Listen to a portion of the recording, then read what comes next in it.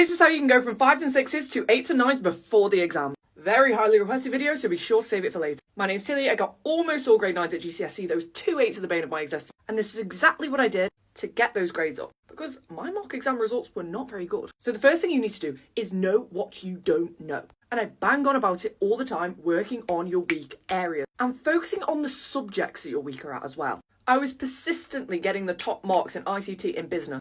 I did not spend that much time revising them.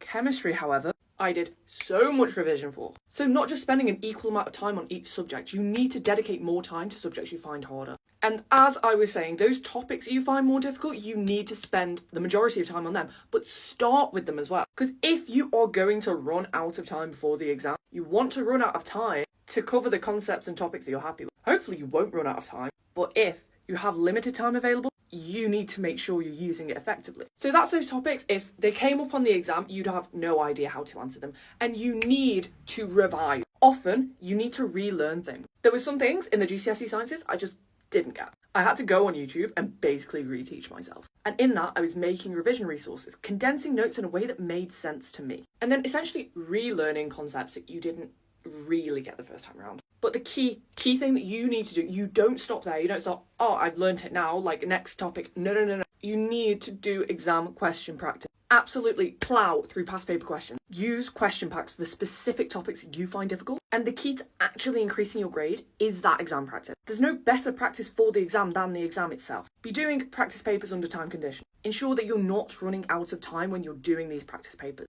Write down the time that you finish every question so you can see where you need to reduce the time you spend on each question in the exam.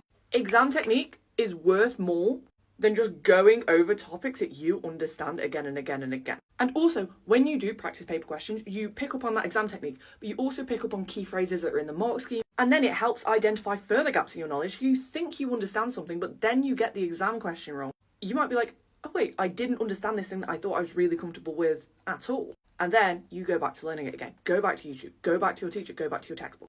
And working on these weak areas is what will allow you to jump multiple grades. And be sure to be using the right revision technique. And conveniently for you, I'm posting my top study tips and tricks every single day until your exam. Be sure to follow so you don't miss out.